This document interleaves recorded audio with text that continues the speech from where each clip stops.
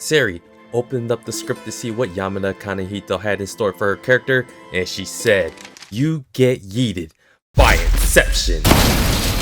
This chapter of Frieren 145, Clairvoyance, brings context behind Serie's powers, the history behind mages that use clairvoyance, a vision of the future where she does survive, and a major hint at the person who is using clairvoyance to yeet the great mage Serie, the feet goddess. For this video, we'll be doing a bit of recapping, with Werlos and Gorilla Dubs making their first appearance after the festival ball starts, and we're gonna try to narrow down who the person of this clairvoyance ability may be, as Serie says that the person with the power of clairvoyance mainly came from a clan about to go extinct from the southern regions. And there are only two characters that are confirmed that we know of that was mentioned in the story that are from the southern lands. We'll get there soon. In this chapter, Serie provides some backstory into how her power works and what problems other mages ran into when they seeked out clairvoyant spells and tried to live out their clairvoyance predictions. The problem with imperfect clairvoyant spells is what if other mages have clairvoyance type of spells. The person with these abilities is basically who Serie narrows that down to. So most likely the biggest threat to Serie and her worst outcome is the fact that she's up against someone that may have an even better imperfect clairvoyant spell, or they may have perfected it. Right when Yamada Kanehito introduced Serie's prophetic dream ability as an incomplete clairvoyance and starts to eliminate all the most logical scenarios that can prevent Serie from being yeeted. What if she doesn't show up to the festival ball? Well, we have our answer. Someone else has a similar ability in every other prophetic dream that she had, where she ran away, she still ended up getting yeeted. Another simple scenario stems from what the Emperor can do himself, except he's not an Emperor like how he would view an Emperor, as there is already a separation of powers incorporated with their governing. It's how they've been lasting so long, as a prosperous empire. But for some reason, once again, that has not been mentioned specifically, the Empire is in a decline. He also has no actual ties to the Shadow Warriors and won't be able to call off any assassination attempts, as Serie simply asks if he could do that. She even goes as far as coming up with a hostage plan, but the Emperor is still just disposable. So realistically, his character is pretty useless, but it's the fact that he has intel that could actually help in the story. And his conscientious traits is something that is beneficial for his character. That makes him a sensible and reasonable emperor. He does feel grateful for what Serie did for Denkin, but Serie is too callous to care, and we never know what exactly the emperor is up to, as his allegiance is still to the empire. She goes to explain exactly how her ability to see parts of the future works. It only occasionally allows her to see the future in the form of a dream, a prophetic dream. Timing and length vary at random. The chances of it actually activating are also slim. Most importantly, it doesn't ever show her a future beyond her getting yeeted, meaning this prophetic dream ability is capped at her lifespan. Specifically, her predictions are always capped at the evening conclusion of the Foundation Festival Ball, where just as the bell rings, she gets yeeted by the throat. Makes sense because someone clearly wants to ruin the symbol of peace, like the demons. With all these limitations, her clairvoyant spell is incomplete or imperfect. All of the spells she knows of people possessing, or ones she knew of herself, were varying degrees of effectiveness. Then, she mentions specifically that only one person in human history was able to turn a prediction into reality. And it's pretty obvious who that guy is. That is an interesting choice of words, as she further explains that basically these different variations or combinations of clairvoyant spells are just a way to increase the probability of the outcome. Not that the prediction and outcome happens exactly as envisioned. Meaning the feet goddess still has a decent shot at surviving. But soon, it's heavily implied that a bunch of bodies will still be dropping. The Emperor asks Serie if all the mages that Serie gave clairvoyant abilities to can help. Nope, they dead. Like dead. One of the more compelling things that Serie elaborates on is that someone else can have clairvoyance too. If someone is too arrogant and believes in their predictions too much, that person can fall victim to another person of clairvoyance. So her best hope of survival is still in the fact that the other person's clairvoyance isn't a perfected one. And we already know of a person that essentially had a clairvoyance versus a clairvoyance fight, in which I will bring up shortly, as Serie explains how she'll get yeeted near the end of the festival ball by the throat. The person that yeets her is either a warrior or a person that goes beyond what should be existing in this era. How is that possible? Well, I kinda discussed something like this in this video right here, in which I will bring up in a bit. Serie examines further that she ran through many different scenarios like using barriers, illusions, and drops a word you don't see every day, simulacra. She gets yeeted, or the outcome is even worse for the world where she does live. However, by choosing to survive and run away, many more Continental Magic Association mages will perish until Serie ends up,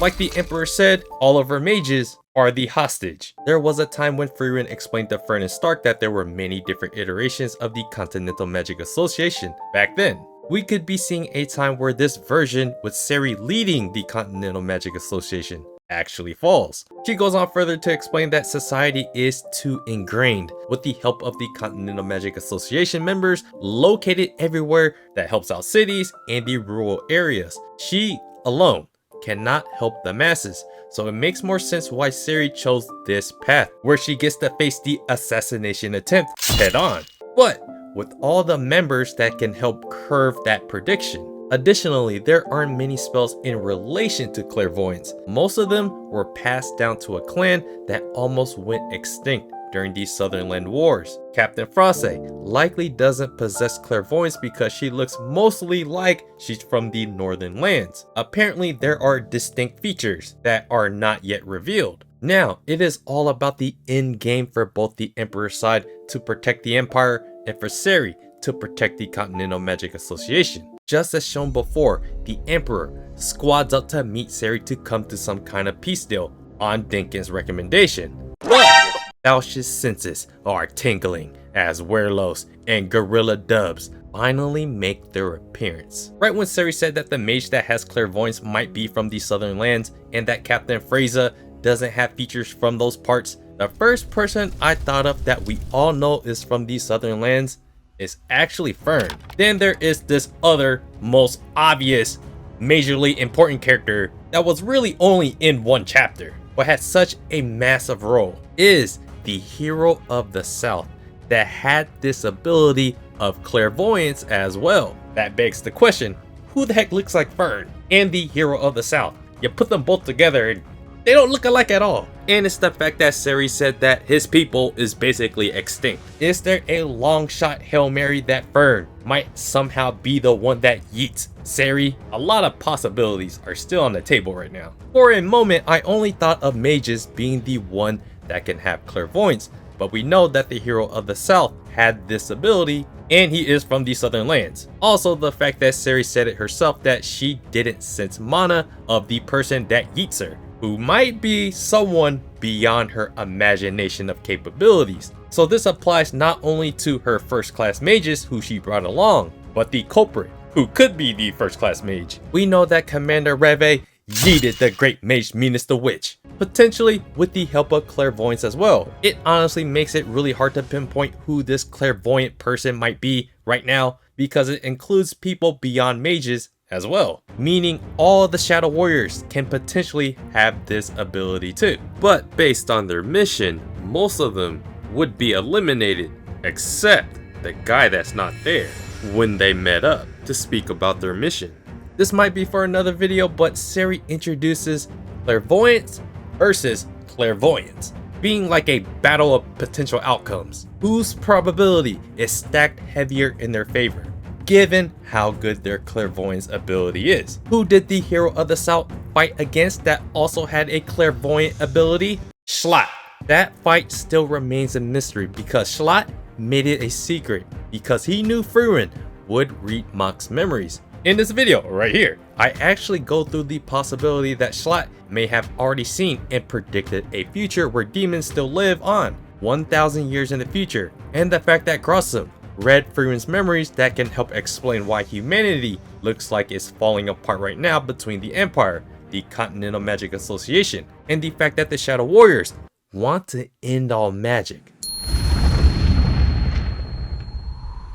This might all end up being Schlatt's grand plan for 1,000 years into the future, or his racist survival. Now let's dive into all the characters that we can find the history of where they are from, and the features that the Southernland dwellers look like in Frieren and the Hero of the South. What does Frase look like that is associated with the Southernlands to rule people that look like her? Here I will include a younger version of her. So what makes the Southernland people stand out that is different from what Frase looks like? Not gonna lie, I have no clue. Here is the Hero of the South and Frieren, and I'm really not too sure what we should be looking at between her hair color, her eyes, her baby fat cheeks, but here is at least a frame of Frieren's father and mother. Is there something here that we can take away from what Southernland people look like? Maybe. Southernland's characteristics aside, we still have to go with the most obvious person that would take down Serie, Commander Rebe. Based on the fact that it is implied and shown that he already took down the Great Mage Minas the Witch, possibly with the help of a clairvoyant ability, because Serie introduces this possibility with herself. So it makes sense that this was the same tactic to take down Minas. This might be looking into this too much, but now that we know how Serie is most likely to be yeeted, Commander Rebe, since he is the obvious first choice, what he says here is actually contradictory to how Serie will get, because she never sees it coming. And Commander Rebe right here says, but it will be the last face the person on the list will see, if we're assuming he's talking about Serie. And there is always a shot that the demons are somehow involved or manipulating things from the sidelines. Grossum has already read a part of Frieren's memories. Given that Grossum can shapeshift and change his appearance, there is a chance that he might still be alive, even though it's been implied this entire time that it was only Mock that was the last standing 7 sages. Or it's possible that Grossum, he just passed on information that leads to the events currently happening. We know that demons are individualistic, but can work together when it's based in fear and for their survivability. If demons want to live on 1,000 years into the future, they have to work together. With Serie being yeeted at the festival ball, meant to be the symbol of peace, demons would stand to benefit from humanity engaging in a civil war as they regroup as a race. It's been roughly 84 years since the Goddess Monument arc, and almost a century before Tot's cursed ability becomes a threat to the world as well. There are many justifiable reasons why demons can still be responsible for Serie being yeeted. So yeah guys, let me know if you guys found any clues at who this Southernlander person could be that has this clairvoyant ability. And please check out this video where I talk about Schlatt's predictions of the future, how all these predictions and clairvoyance, they all kind of connect to each other. And yeah, let me know what you guys think about this chapter. What do you think Werlos and Crisis' role would be now that they finally showed up? So yeah, let me know what you guys think, and do me a favor, hit the like button, subscribe to the channel if you guys haven't already, check out my blog at otakusend.com. Check out my second channel where I cover Sword of the Demon Hunter and the Fragrant Flower Blooms of Dignity, and check out my previous videos on Frieren. And I appreciate you guys watching, and I'll see you guys on the next video.